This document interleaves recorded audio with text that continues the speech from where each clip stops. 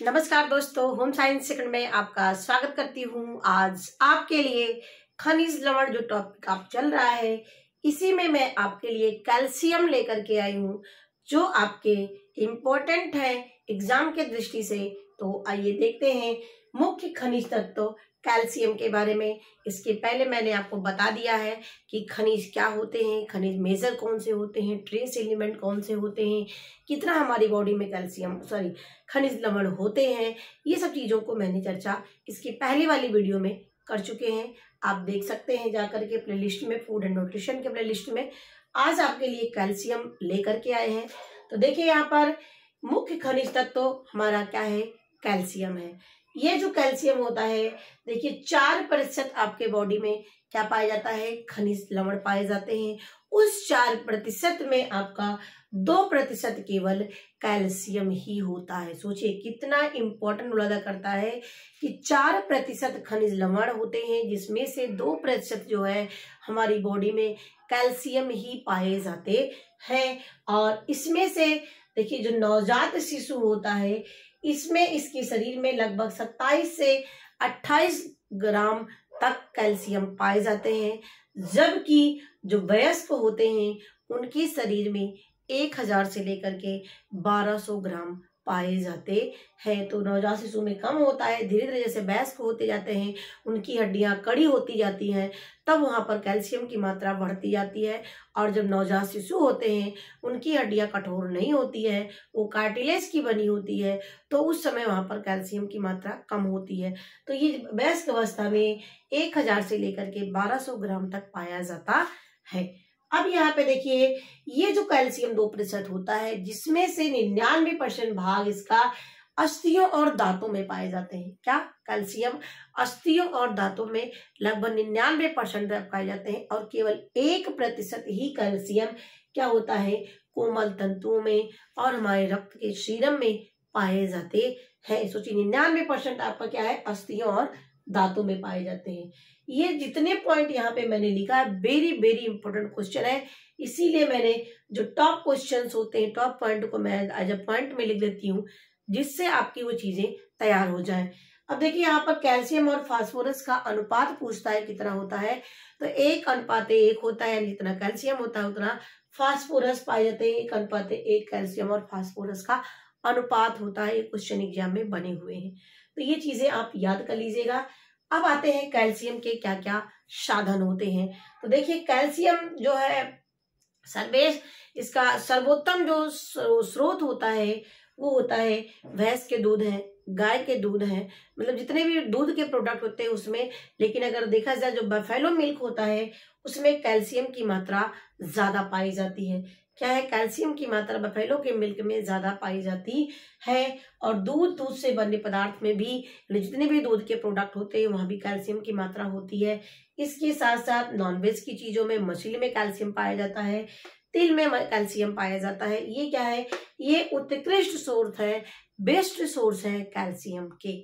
और उत्तम सोर्स में जितनी हरी सब्जियां होती हैं उसमें कैल्शियम पाया जाता है, जैसे चौलाई, मूली, पालक, मेथी, पुदीना। और अनाजों में देखा जाए जो रागी होता है, इसमें कैल्शियम की मात्रा पाई जाती है। तो याद रखना, ये आपके जो है एनिमल सोर्स के रूप में आते हैं, ये वेजिटेबल के सोर्स में आते हैं। और वेजिटेबल में आपका अनाज में रागी में कैल्शियम की मात्रा पाई जाती है। तो ये चीजें यहाँ पे याद रखना। कभी कभी क्या पूछा जाता है, इसका सीक्वेंस पूछा जाता है, किसमें सबसे ज्यादा पाया जाता है।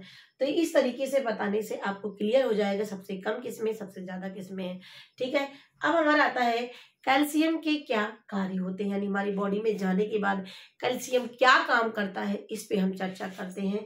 तो देखिए कैल्शियम आपको पता ही है, देखिए अस्थियों और दांतों में लगभग 99% भाग क्या होता है, कैल्शियम ही होता है। तो जाहिर सी बात है, हमारी कैल्शियम हड्डियों और दांतों के निर्माण के लिए, वृद्धि के लिए जिम्मेदार होंगे। तो देखिए अस्थियों के बने जो होते हैं, गर्त में हृदय फेफड़े क्या होते हैं, यानी जो हमारा अस्थियां होती हैं उसी के अंदर ही हमारे जो कोमल अंग होते हैं वो सुरक्षित और सेफ बने रहते हैं। तो वो जो हड्डियां होती हैं किसकी बनी होती है, कैल्शियम की बनी होती है। तो अस्थियों के बने गर्त में हृदय फेफड़े मस्तिष्क क्या होते हैं, सुरक्षित होते हैं। और बच्चों की जो हड्डियां होती हैं वो किसकी बनी होती हैं, उपास्थि भी जैसे मैंने बताया आपको कार्टिलेज यानी उपास्थि की बनी होती है। और कैल्शियम प्लस फास्फोरस मिल करके क्या बनाते हैं, कैल्शियम फास्फेट बनता है जो हमारी हड्डियों में रहते हैं। कैल्शियम फास्फेट के रूप में कैल्शियम और फास्फोरस हमारी हड्डियों में पाए जाते हैं। कैल्शियम और फास्फोरस कैल्शियम फास्फेट के रूप में हमारी हड्डियों में पाए जाते हैं। और इसमें से लगभग 60 से 70% हड्डी में संश्लेषण और विच्छेदन होता रहता है, यानी बनते रहते हैं, टूटते रहते हैं, विघटित होते रहते हैं लगभग 60 से 70% तक हड्डियों में। तो इतनी बातें मैंने आपको बताया अस्थि और दांतों के निर्माण के संबंध में। तो ये हमारी और दांतों के लिए देखिए, दांतों के निर्माण के लिए कैल्शियम की भी मजबूती के लिए भी आवश्यक होती है और ये हमारे दांतों को मजबूती प्रदान करते हैं, उनकी ग्रोथ के लिए जिम्मेदार होते हैं। अगर नहीं होगा, बचपन में बच्चों को नहीं दिया जाता है तो धीरे धीरे उनकी दांत भी कभी कभी देखा होगा आपने खराब होने लगते हैं। तो ये कैल्शियम की जरूरत होती है और विटामिन सी की जरूरत होती है। यदि विटामिन सी नहीं होगा तो कैल्शियम का अवशोषण नहीं होगा। तो विटामिन सी भी कैल्शियम के साथ साथ आवश्यकता होती है। अब आता है हमारा शारीरिक वृद्धि और विकास के लिए। देखिए, यदि भोजन में कैल्शियम की मात्रा में कमी हो जाती है तो क्या होगा, प्रोटीन भी की कम हो जाती है क्योंकि उसके लिए जिम्मेदार होता है। यदि प्रोटीन होगा तभी कैल्शियम का डाइजेशन अब्जॉर्प्शन होगा। तो इसीलिए यदि शरीर में कैल्शियम की कमी हो जाती है तो प्रोटीन की भी मात्रा में कमी हो जाती है। और प्रोटीन क्या करता है, हमारे शरीर में निर्माण करने का काम करता है, वृद्धि करने का काम करता है। तो शरीर की वृद्धि भी रुक जाती है, किसकी वजह से, कैल्शियम की वजह से। ठीक है, तो ये दो बातें यहाँ पर हो गई है। नेक्स्ट पॉइंट पे आते हैं। देखिए, ये हमारे कैल्शियम के काम थे। अब यहाँ पे हमारा नियामक के रूप में क्या काम करता है हमारा कैल्शियम, तो ये रक्त के जमने में सहायक होता है। क्या करता है, ये रक्त के जमने में सहायक होता है। अब देखिए कैसे करता है रक्त को जमाने में। तो देखिए, ये क्वेश्चन आता है कि ऐसा कौन सा खनिज तत्व है जो रक्त को जमाने में सहायक होता है, तो कैल्शियम होता है। ऐसा कौन सा विटामिन होता है जो रक्त को जमाने में हेल्प करता है, तो विटामिन के है। तीसरा क्वेश्चन, ऐसा कौन सा प्रोटीन है जो रक्त को जमाने में सहायक होता है, तो फाइब्रिनोजन है। तो तीनों बातें याद रखना, विटामिन भी, खनिज भी और प्रोटीन भी। तो ये सब चीजें यहाँ पर हेल्प करेंगे रक्त को जमाने के लिए। देखिए, हमारा ब्लड कहीं पे शरीर के अंदर तो जमेगा नहीं, शरीर के अंदर हमारा लिक्विड फॉर्म में होता है, तरल रूप में होता है। वो कौन काम करता है, वो हिपैरिन। हिपैरिन कहाँ पे बनता है, लीवर में बनता है। लीवर में हिपैरिन बनता है जो शरीर में रक्त को तरल अवस्था में बनाए रखता है, जिससे हमारे ब्लड पूरी बॉडी में दौड़ते रहते हैं। और शरीर के बाहर आने के बाद हिपैरिन का अपना काम करना बंद कर देता है, निष्क्रिय हो जाता है वो। और वहां पर जो है रक्त जो है नहीं मतलब रक्त जम जाता है। तो शरीर के बाहर जब रक्त किसी कारणवश शरीर से निकलने लगता है, चोट लगने पर, दुर्घटना हो जाने पर, तो उसको 7 से 8 मिनट लगते हैं शरीर जमा होने के लिए। तो वहां पर क्या क्या प्रक्रिया 7 से 8 मिनट में होते हैं शरीर के बाहर जब रक्त निकलता है, ये यहाँ पर है कि सबसे पहले हमारे रक्त के क्या होते हैं, प्लेटलेट्स होते हैं, यानी हमारे ब्लड में प्लेटलेट्स पाए जाते हैं और वो प्लेटलेट्स में कैल्शियम मिलता है। ठीक है, प्लेटलेट्स में कैल्शियम आयन होते हैं और इस कैल्शियम आयन दोनों के मिला करके क्या बनाते हैं, थ्रोम्बोप्लास्टिन बनाते हैं। क्या बनाते हैं, थ्रोम्बोप्लास्टिन बनाते हैं। फिर ये थ्रोम्बोप्लास्टिन और कैल्शियम प्लस विटामिन के, कैल्शियम विटामिन के।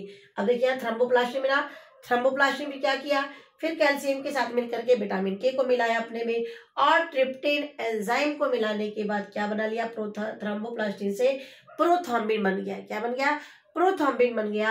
अब ये प्रोथ्रोम्बिन जो होता है, इसमें कैल्शियम आयन मिले, विटामिन के मिले, ब्लड के जो प्लेटलेट्स होते हैं, सॉरी ब्लड के जो कार्पस वही कणिकाएं जो पाई जाती हैं, इन सबको मिला करके क्या बन गया, प्रोथ्रोम्बिन से थ्रोम्बिन बन गया। पहले क्या बना, थ्रोम्बोप्लास्टिन बना, फिर क्या बना, प्रोथ्रोम्बिन मिला, फिर क्या बना, ये थ्रोम्बिन बना। अब ये जो थ्रोम्बिन है इसके साथ क्या मिला, फाइब्रिनोजन प्रोटीन मिला। कौन मिला, थ्रोम्बिन से फाइब्रिनोजन प्रोटीन मिला। ये दोनों मिला करके क्या बनते हैं, फाइब्रिन, यानी एक जाल सा बिछ जाता है जहां से ब्लड निकल रहे होते हैं।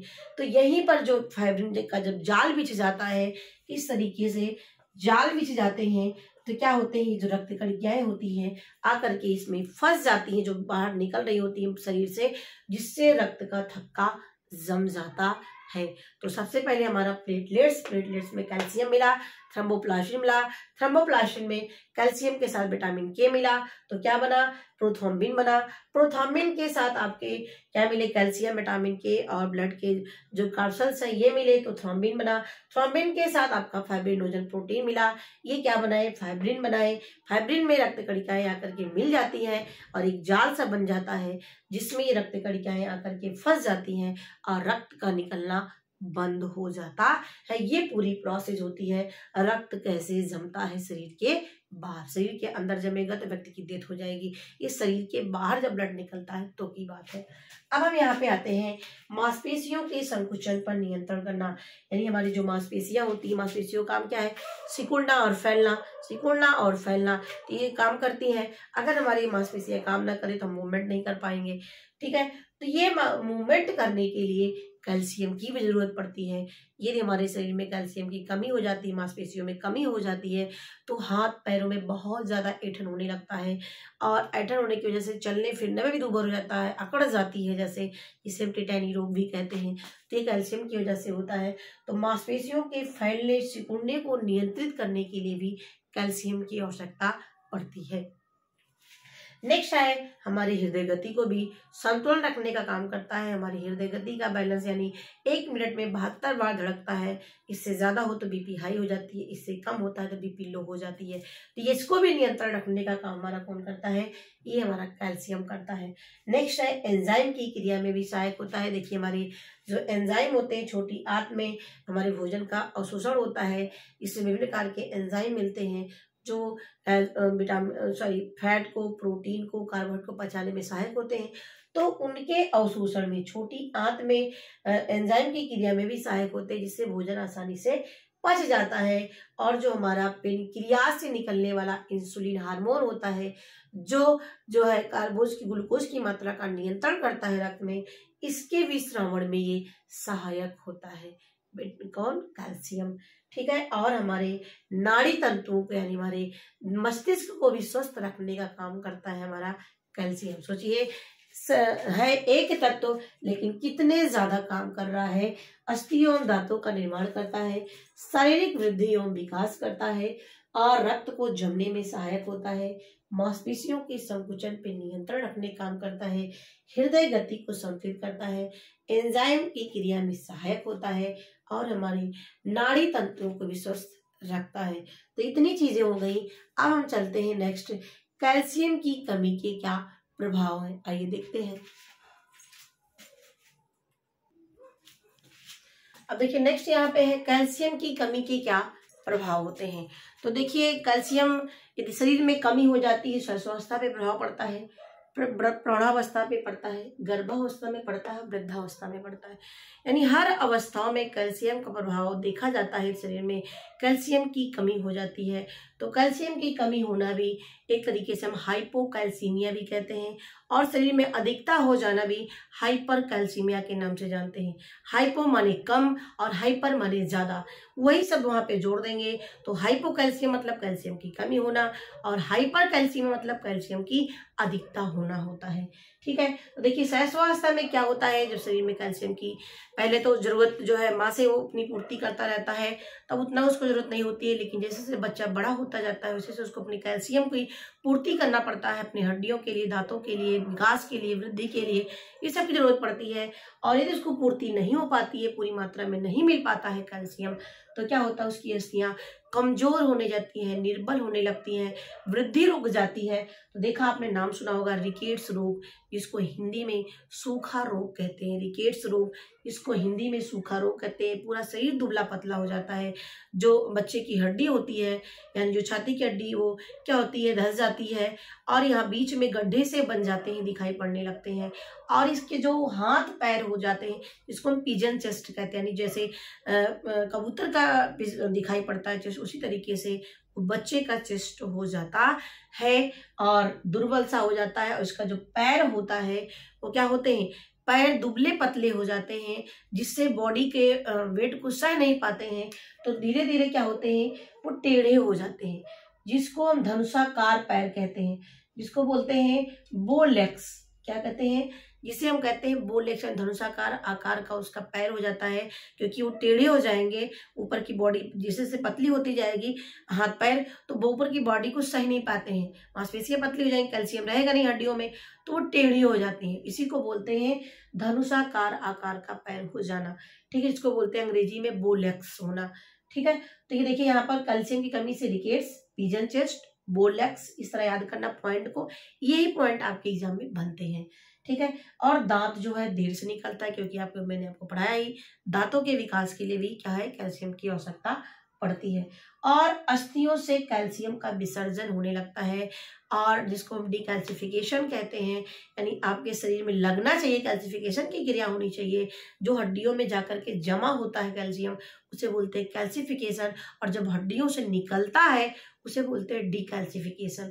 तो ये डिकैल्सिफिकेशन की होने लगता है, यानी अस्थियों से कैल्शियम का विसर्जन होना ही, निकलना ही डिकैल्सिफिकेशन कहलाता है। तो ये चीजें होने लगती हैं इसमें शैशवावस्था में, किस कारण से, कैल्शियम की कमी से। अब आता है हमारा प्रौढ़ावस्था। प्रौढ़ावस्था में कैल्शियम की कमी के बहुत ज्यादा देखे जाते हैं केसेस। देखिए ये महिलाओं में अधिक पाए जाते हैं, क्योंकि महिलाओं में जब वो जो है किशोरावस्था होती है, वहां पर भी जरूरत पड़ती है कैल्शियम के निर्माण के लिए हड्डियों के। उसके बाद जब शादी होती है, प्रेगनेंसी के समय भी इसकी आवश्यकता की मांग बढ़ जाती है। जब वो लैक्टेशन अवस्था में आती है, वहां भी कैल्शियम की मांग जो होती है बढ़ जाती है, कि उनकी हड्डियां डिकैल्सिफिकेशन उस अवस्था में होने लगती हैं। उस समय उनको कैल्शियम की ज्यादा जरूरत पड़ती है, जिससे उनके यदि नहीं लेती हैं तो उनकी जो हड्डियां होती हैं कमर की एकदम झुकने की संभावना में आ जाती हैं। और इसके साथ साथ कमर दर्द बहुत ज्यादा होता है, हाथ पैरों में दर्द होता है, क्योंकि वो हड्डियों से कैल्शियम निकलने लगता है।